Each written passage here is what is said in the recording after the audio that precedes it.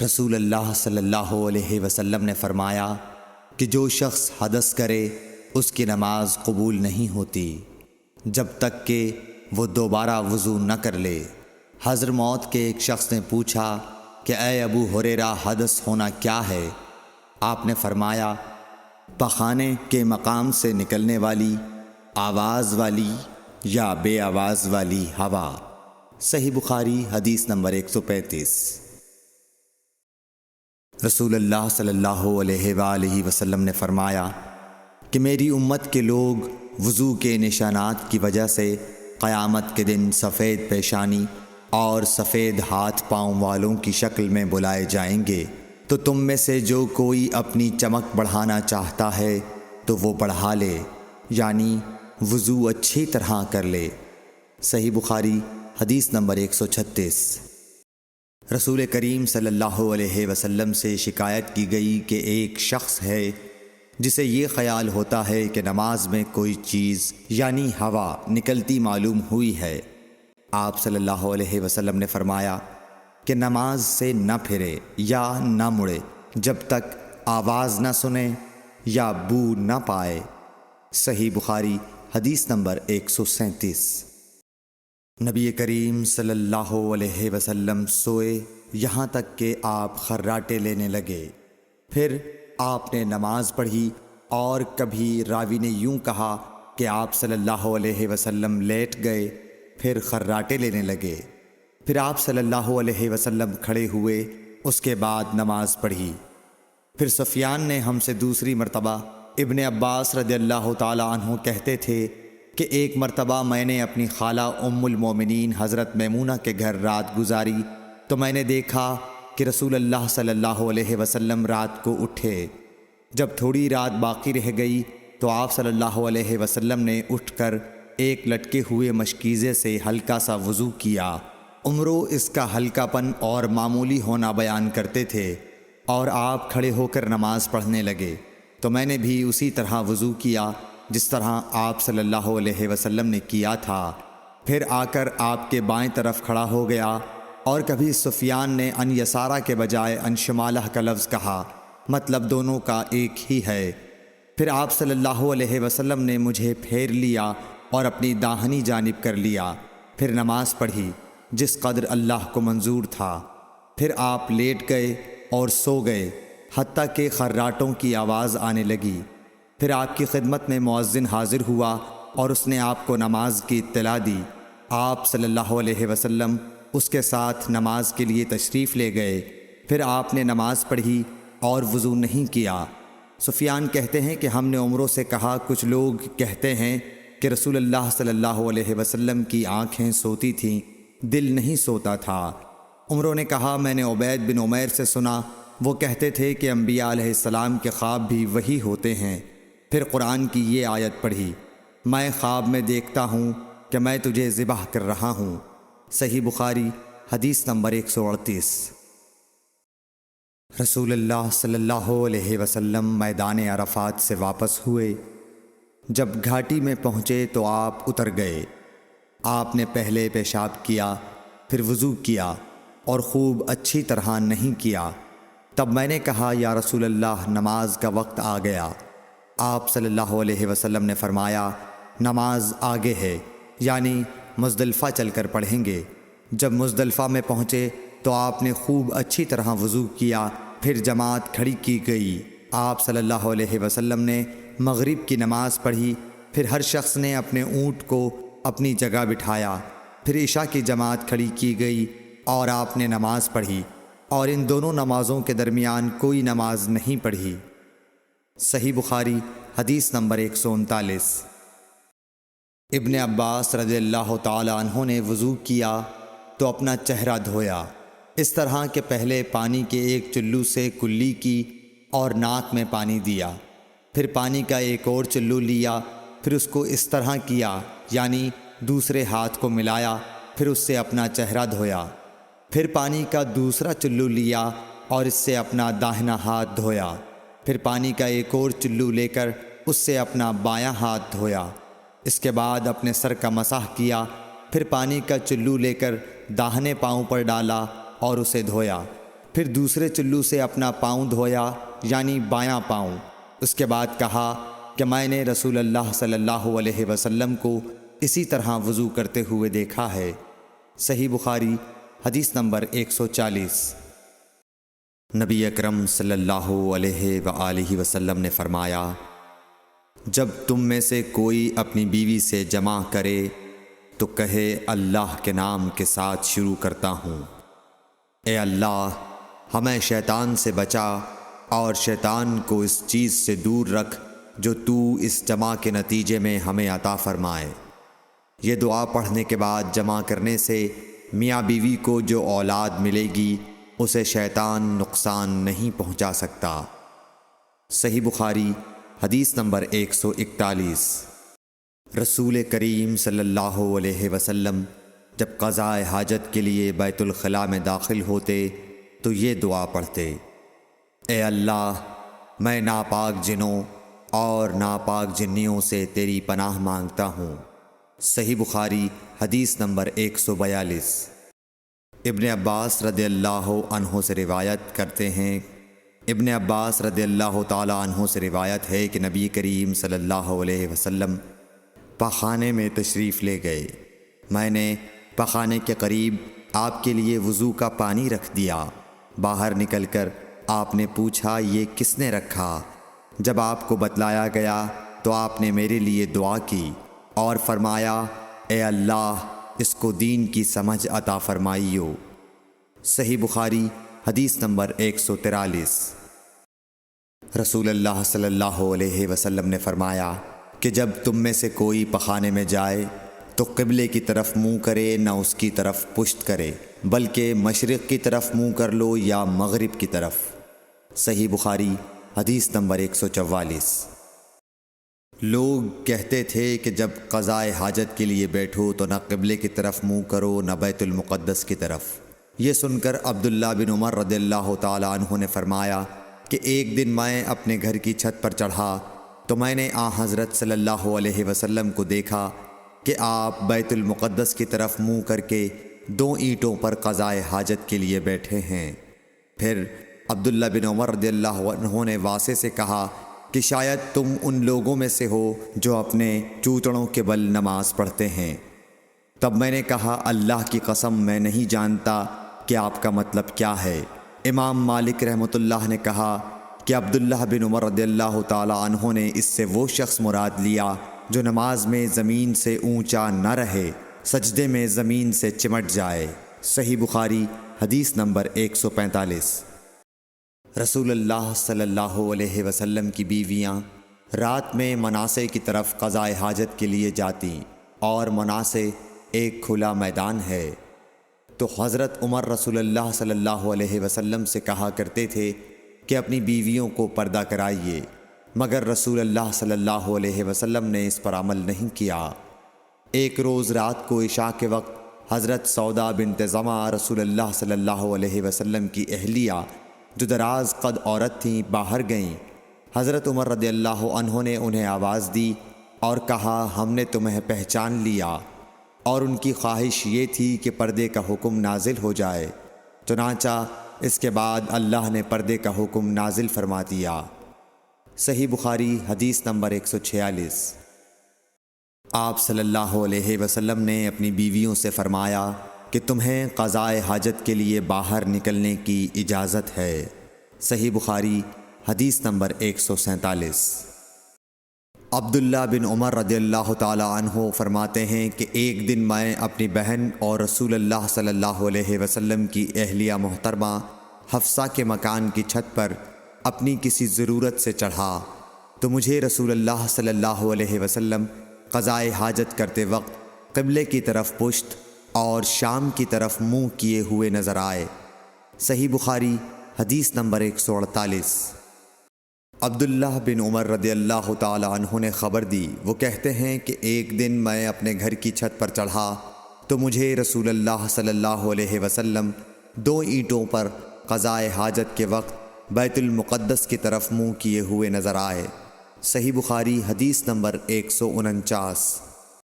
انس بن مالک رضی اللہ تعالی عنہ کہتے تھے کہ جب رسول اللہ صلی اللہ علیہ وسلم رفع حاجت کے لیے نکلتے تو میں اور ایک لڑکا اپنے ساتھ پانی کا برتن لے آتے تھے، مطلب یہ کہ اس پانی سے رسول اللہ صلی اللہ علیہ وسلم طہارت کیا کرتے تھے۔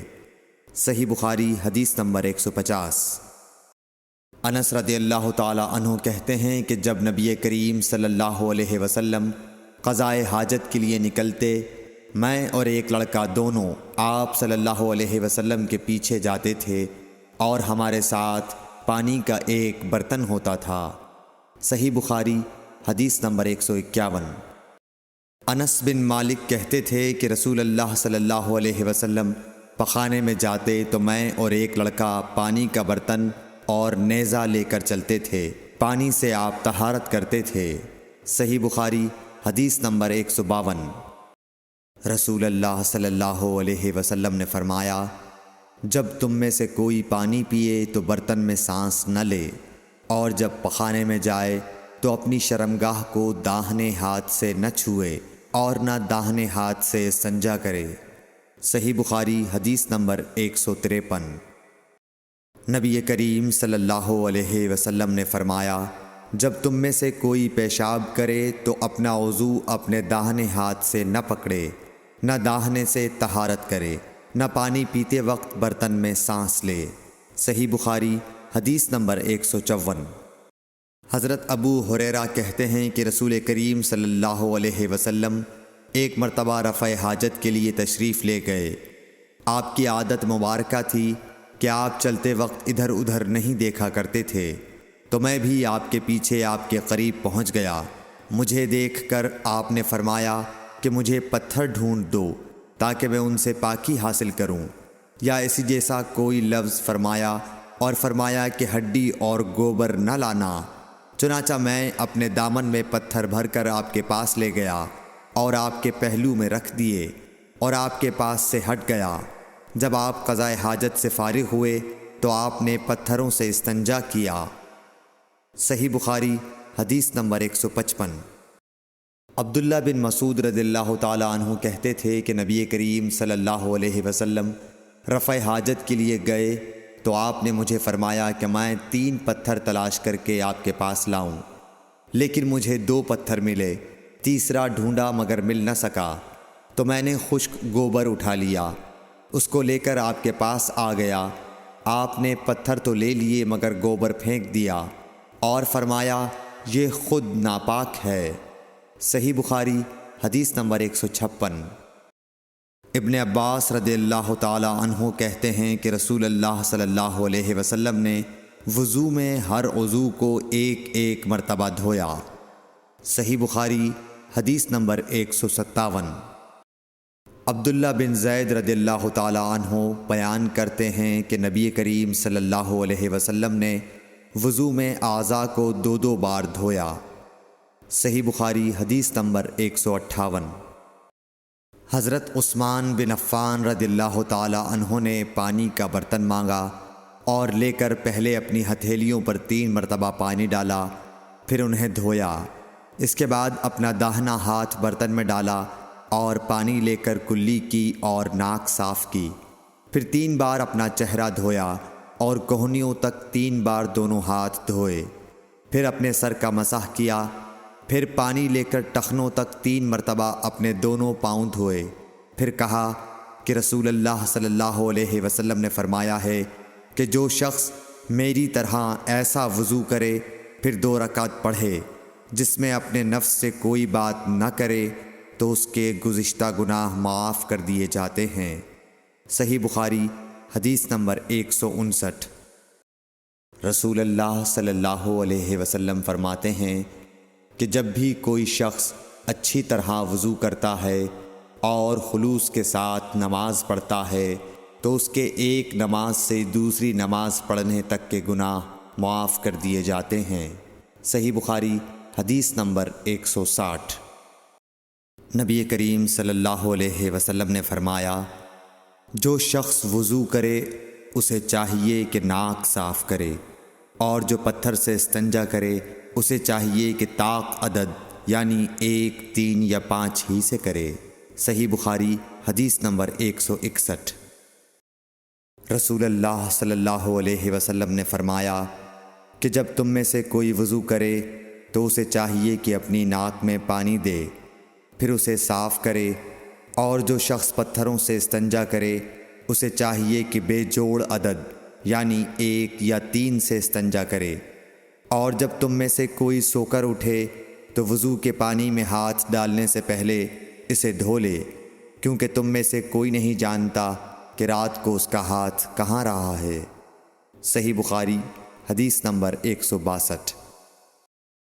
عبداللہ بن عمر رضی اللہ تعالی عنہ کہتے ہیں کہ ایک مرتبہ رسول اللہ صلی اللہ علیہ وسلم ایک سفر میں ہم سے پیچھے رہ گئے، پھر تھوڑی دیر بعد آپ صلی اللہ علیہ وسلم نے ہم کو پا لیا اور عصر کا وقت آ پہنچا تھا۔ ہم وضو کرنے لگے اور اچھی طرح پاؤں دھونے کے بجائے جلدی میں ہم پاؤں پر مسح کرنے لگے۔ آپ صلی اللہ علیہ وسلم نے فرمایا، ایڑیوں کے لیے آگ کا عذاب ہے، 2 مرتبہ یا 3 مرتبہ فرمایا۔ صحیح بخاری حدیث نمبر 163۔ حضرت عثمان رضی اللہ تعالی عنہ نے وضو کا پانی منگوایا اور اپنے دونوں ہاتھوں پر برتن سے پانی لے کر ڈالا، پھر دونوں ہاتھوں کو 3 دفعہ دھویا، پھر اپنا داہنا ہاتھ وضو کے پانی میں ڈالا، پھر کلی کی، پھر ناک میں پانی دیا، پھر ناک صاف کی، پھر 3 دفعہ اپنا منہ دھویا اور کوہنیوں تک 3 دفعہ ہاتھ دھوئے، پھر اپنے سر کا مسح کیا، پھر ہر ایک پاؤں 3 دفعہ دھویا، پھر فرمایا، میں نے رسول اللہ صلی اللہ علیہ وسلم کو دیکھا کہ آپ میرے اس وضو جیسا وضو فرمایا کرتے تھے، اور آپ صلی اللہ علیہ وسلم نے فرمایا کہ جو شخص میرے اس وضو جیسا وضو کرے اور حضور قلب سے 2 رکعت پڑھے جس میں اپنے دل سے باتیں نہ کرے تو اللہ تعالیٰ اس کے پچھلے گناہ معاف کر دیتا ہے۔ صحیح بخاری حدیث نمبر 164۔ ابو ہریرہ رضی اللہ تعالیٰ عنہ لوگوں کے پاس سے گزرے اور لوگ لوٹے سے وضو کر رہے تھے۔ آپ رضی اللہ تعالیٰ عنہ نے کہا، اچھی طرح وضو کرو، کیونکہ ابو القاسم صلی اللہ علیہ وسلم نے فرمایا، خشک ایڑیوں کے لیے آگ کا عذاب ہے۔ صحیح بخاری حدیث نمبر 165۔ عبداللہ بن جریح نے عبداللہ بن عمر سے کہا، اے ابو عبد الرحمن، میں نے تمہیں 4 ایسے کام کرتے ہوئے دیکھا ہے جنہیں تمہارے ساتھیوں کو کرتے ہوئے نہیں دیکھا۔ وہ کہنے لگے، اے ابن جریح وہ کیا ہیں؟ ابن جریح نے کہا کہ میں نے طواف کے وقت آپ کو دیکھا کہ 2 یمانی رکنوں کے سوا کسی اور رکن کو آپ نہیں چھوتے ہو۔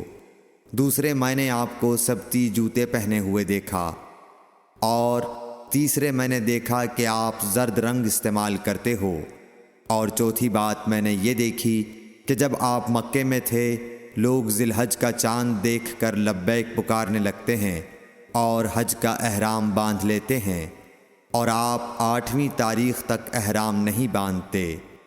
حضرت عبداللہ بن عمر رضی اللہ تعالی عنہ نے جواب دیا کہ دوسرے ارکان کو تو میں یوں نہیں چھوتا کہ میں نے رسول اللہ صلی اللہ علیہ وسلم کو یمانی رکنوں کے علاوہ کسی اور رکن کو چھوتے ہوئے نہیں دیکھا، اور رہے سبتی جوتے تو میں نے رسول اللہ صلی اللہ علیہ وسلم کو ایسے جوتے پہنے ہوئے دیکھا کہ جن کے چمڑے پر بال نہیں تھے، اور آپ انہی کو پہنے وضو فرمایا کرتے تھے، تو میں بھی انہی کو پہننا پسند کرتا ہوں۔ اور زرد رنگ کی یہ بات ہے کہ میں نے رسول اللہ صلی اللہ علیہ وسلم کو زرد رنگ رنگتے ہوئے دیکھا ہے، تو میں بھی اسی رنگ سے رنگنا پسند کرتا ہوں۔ اور احرام باندھنے کا معاملہ یہ ہے کہ میں نے رسول اللہ صلی اللہ علیہ وسلم کو اس وقت تک احرام باندھتے ہوئے نہیں دیکھا جب تک آپ کی اونٹنی آپ کو لے کر نہ چل پڑتی۔ صحیح بخاری حدیث نمبر 166۔ رسول اللہ صلی اللہ علیہ وسلم نے اپنی مرحومہ صاحبزادی حضرت زینب کو غسل دیتے وقت فرمایا تھا کہ غسل داہنی طرف سے دو اور اعضائے وضو سے غسل کی ابتدا کرو۔ صحیح بخاری حدیث نمبر 167۔ ام المومنین حضرت عائشہ رضی اللہ تعالی عنہا فرماتی ہیں کہ رسول اللہ صلی اللہ علیہ وسلم جوتا پہننے کنگھی کرنے، وضو کرنے